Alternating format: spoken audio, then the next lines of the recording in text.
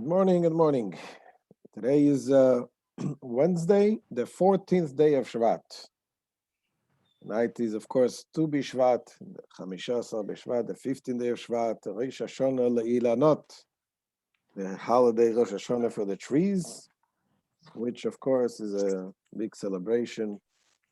It is connected with learning from the tree. We learn all the beautiful lessons, Adam Eitz Asadeh. And one of the things the Rebbe says, that we learn, that just a tree, we have to take care when it's young. Everything we plant, when we take care of the seeds of the little tree, we see the results when it grows. The same thing with our children, with education, in the young age, to make sure to give them the best what we can in Yiddishkeit. So today we begin chapter 24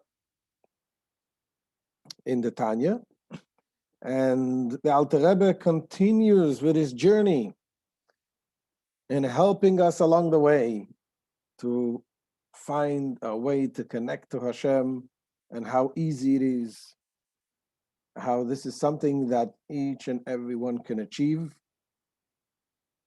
And in the last few chapters, he was talking about the ability of the hidden love that is in each and every neshama, that does not want to be disconnected from Hashem. A Jew has it in him, the desire to be one with Hashem. So, and the Alter Rebbe explained how, being that a person cannot be disconnected from Hashem, he therefore will not do something that he feels that this separates him from God. When it comes to idol worship, he will give his life away and not to commit idol worship. But how do we make this feeling of a Jew to stop him from doing any other thing, other sin, which is not idol worship? So here the Alter Rebbe explained that every mitzvah connects you to Hashem, that the oneness, when we're saying that Hashem is one, is not only that there is one God and there is no other gods, but everything in this world is one with Hashem. And the fact that we see things in this world that seem to be separated from Hashem, this is only because Hashem reduced with the tzimtzumim, with the contraction, to the point that we don't feel ourselves separated. And when it comes to the evil side, they are called Elokim Acherim, the other gods. Why are they called other gods? Because they are in this world. God brought them in this world. But the life, the sustenance they receive from Hashem, they receive from God's sustenance, is like from the word Acher, which means other gods, means also the back, like they're receiving it from the back. God conceals his face from them. They receive it from the back. That is why it's called Elokim Acherim. And Alter Rebbe explained how with every mitzvah we are united with Hashem. There is a special unity that we are united through the mitzvahs. There is a special unity, even a stronger unity, that we are united with God when we study the Torah. When we study the Torah, it is one with Hashem, and we united in the strongest way. That we learned yesterday. And today, Alter Rebbe continues with explaining the other side of the coin. And the question that we'll ask today is it possible to fall below the bottom? Say someone falls, he hits the bottom. Is it possible to fall below the bottom?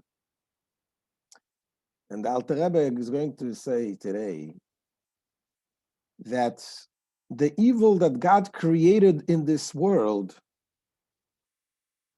is the bottom. But when a Jew connects to the evil, meaning he follows what they bring him down to do against Hashem, then the Jew falls even below the bottom. It becomes, in a sense, even worse than the Avodah Zarah. Why is that?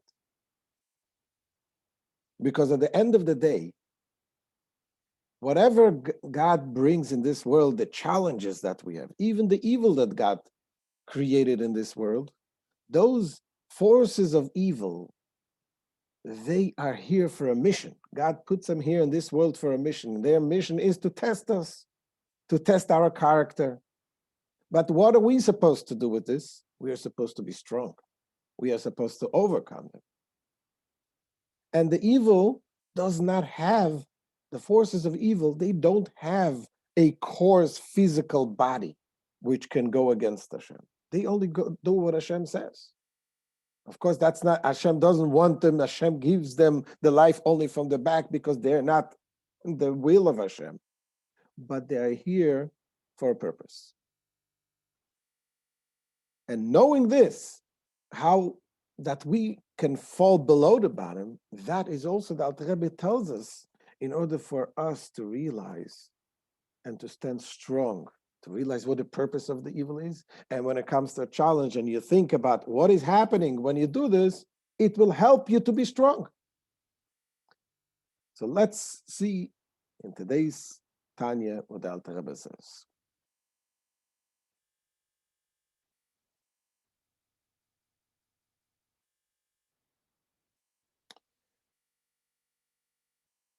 Says the Alter Rebbe, since everything in the realm of holiness has its counterpart in the unholy realms of the Sitra Achra. Sitra Achra means the other side. There is also an unholy counterpart to the observance of the mitzvahs and the Torah study, which produce union with God. The Torah mitzvahs produce a union with Hashem, and the counterpart causes the opposite, the separation from Hashem. He says, "Hein shasa mitzvahs lo yisaseh deiraisa, v'chol isurei derabanan." These are the 365 prohibitions stated in the Torah, and all the rabbinical prohibitions. So all of these prohibitions, me'achar shehein neged retzoinei v'chochmasa yizbarech v'hofcha mamash, since they are contrary to and the very opposite of God's will and wisdom, therefore, heim nifrodim miyichudoi ve'achdusoi yizbarech betachlis apirud mamash. They represent total and complete separation from His unity and oneness. The sins, the thing that Hashem says don't do, when a person does it, it separates him from Hashem. And He says, "Kemoya sitra achra ve'aklipya nikras avodah zarah." They are the same as the sitra achra, which means the other side, and the kalipa. Kalipa means the shell, which also covers godliness, which are called idolatry and other gods. Since the internal aspects of the divine will is concealed from them. As mentioned above, we said that the divine will is concealed, meaning God creates them, but with an open face, not from the inner will. It is from the back.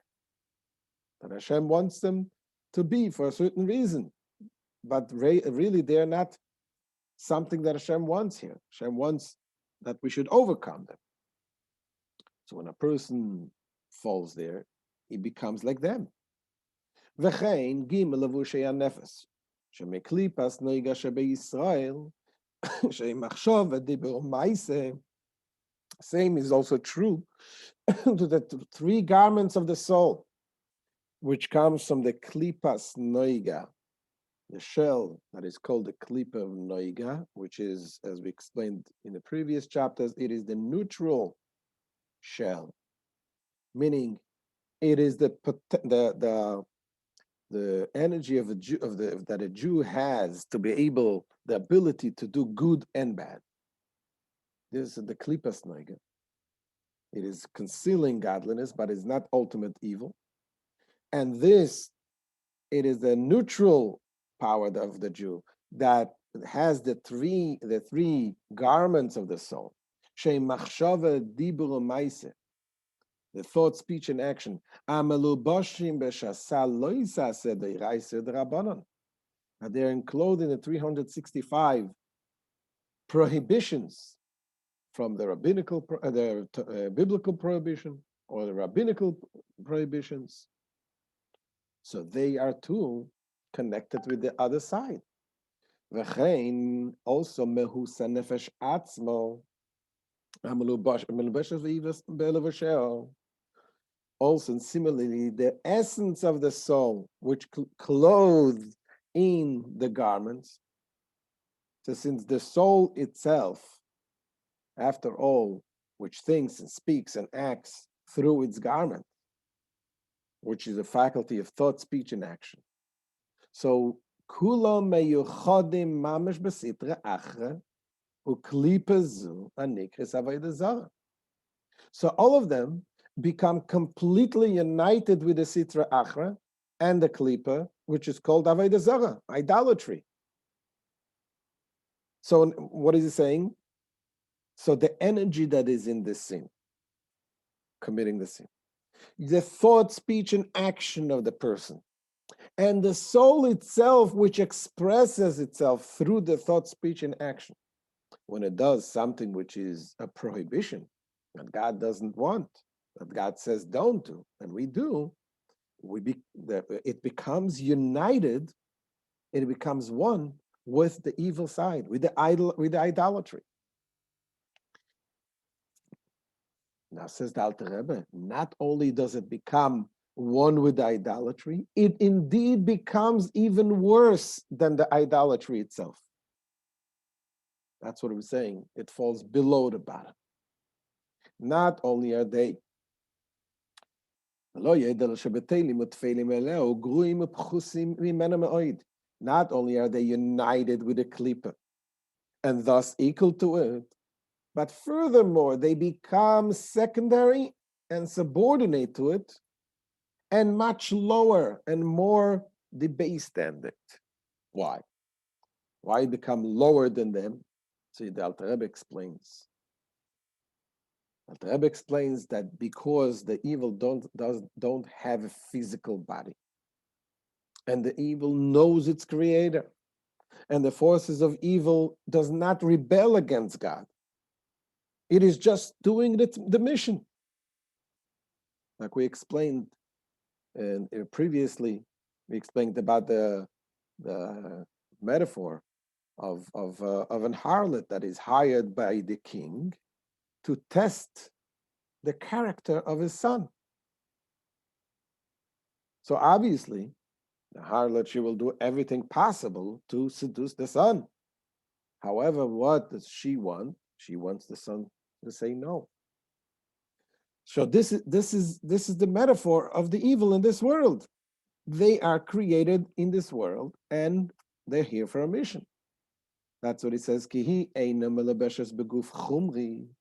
For the klipa is not clothed in a corporal body, and hence is more exposed to the divine light.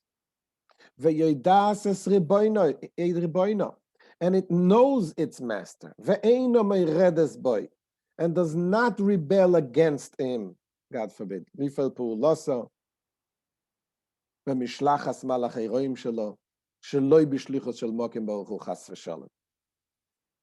By any independent act of sending its evil messengers other than in the service of God. He doesn't do it. Ukemaima Bilam, and the Alter Rebbe brings the example of what Bilam says. You know the story with Bilam. Bilam was that evil prophet that was hired to curse the Jews, but he couldn't do it.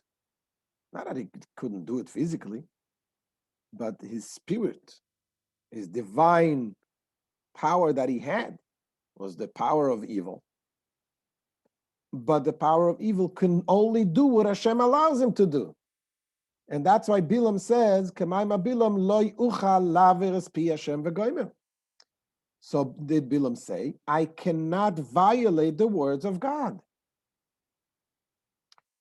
Says Alter Rebbe, although the klipos are called avodah zara, which means idolatry, nevertheless, says the Alter Rebbe, hakorulei elokad elokayo.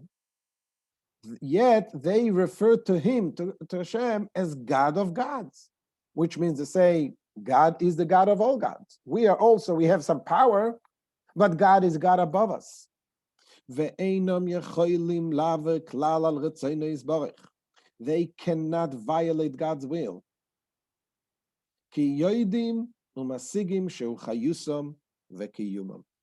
Because they know and they perceive that He is their life and sustenance. Since they derive the nurture from the hindermost aspect, the achoraim, the back part of the back part. From the divine will that encompasses them. And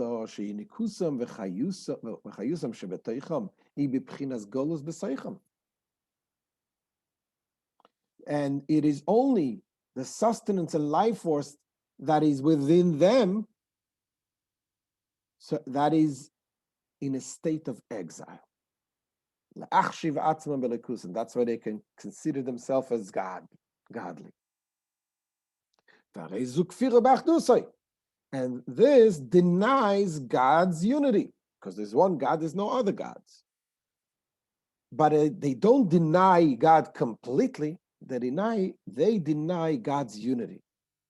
And they feel that they have also power, because God's energy in them is like in a state of exile. But nevertheless, Einam koifrim, they do not completely, they are not so completely heretical as to deny God. And to say completely deny God and to say that He doesn't exist. But they call Him the God of gods.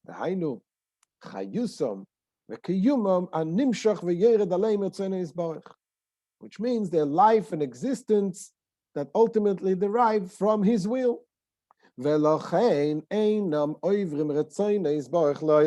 Therefore, they never rebel against God's will. So yes, they are evil. Yes, they are called avodah zara, idolatry. But at the end of the day, they don't deny completely God, and they fulfill a certain mission in this world. However, therefore, so it follows then that the person who does violate God's will,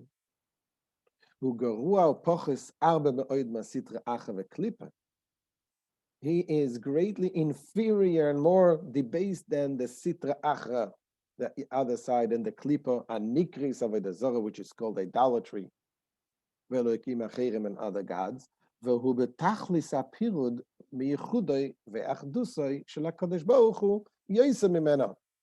He is separated completely from God's unity and the oneness, even more than they are.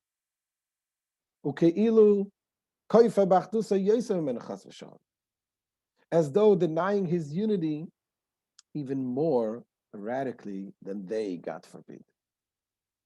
And as it says, similarly is written in Eitz Chaim, Shar Mem Beis Sof Perek Dalet, and it says, Shara sheba'olam hazeh hu chumri. It says that the evil in this corporal world is very coarse. Is very coarse. Hu shimrei aklipes agasis. It is the really coarsest part of the klipis. It takes the coarsest part of the other side, the klipis, the shells. It is the ultimate part of the purifying process. We'll soon explain what that means. He says this reason is all the matters of this world are harsh and evil. And the wicked prevail in it, and so forth. What does it mean? The Rebbe is saying, what the Eitz Chaim says about the klipis. The klipis is the shell, and it calls it the shmorim. Shmorim is like the leftovers from the purification process. For example, when you purify silver, let's say you take the piece and that they find in the ground, and they put it in whatever process they use to refine and to separate, and you have pure silver coming out, and the rest is the leftovers, the waste. Now the waste is not thrown away. Why? Because there's still some good, some silver can, if you go through a second process, you can get out a little more silver, a little more good from this. So it goes through a second process, and you separate again from the good and the waste. And then again, it goes to a third process. So this is also a metaphor to this world. Our world is the coarsest process after it was refined again and again and again. And we are like the remainder, the physical part that we have is the remainder like is total waste. That the good is almost not there at all. In the higher spiritual world, the world of Atzilus is pure goodness, pure godliness. So there is like the pure silver, a pure gold that was separated the first time. The world of Bria is less pure silver. It's already more coarse. And we are in the lowest and the bottom line. We are in the bottom line, the real course. After all the godliness was separated, the goodness was separated, we are mostly completely evil, completely not good. And yet, we are here for a purpose. Because ultimately, where can we bring God's ultimate desire, ultimate will, is specifically in this coarse world. That we have these challenges and we overcome those challenges. We transform this coarse materialism into godliness. This is the greatest pleasure that we bring to Hashem. I say there was once one of the Hasidim that came from the old shtetl. His name was Rabbi Itzhak Masmid, Rabbi Yitzchak Horowitz. He was a Chassid from the Friedrich Rebbe. And he was a person full Torah study, prayer, eating very little, very, very holy man. And the previous Rebbe sent him he was sent to here to America, and he was collecting money for the yeshivas. And, coming from the old shtetl in Russia, he didn't see what they see the buildings like here in America. So the first time he came here to New York, and he came in Manhattan and see these huge buildings. So he says, no, the angels, they put a little more waste over here in this part of the world. So this is the waste, that we are all a piece of waste from the spiritual world. The spiritual world is connected with Hashem.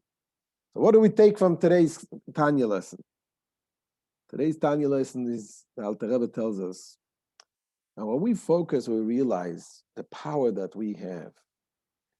And if, God forbid, we use it in the wrong way, we can fall lower than the evil itself.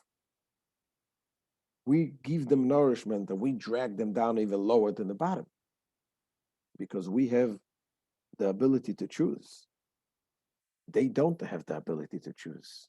They were put here, the forces of evil was put here, was placed here for to help us overcome them.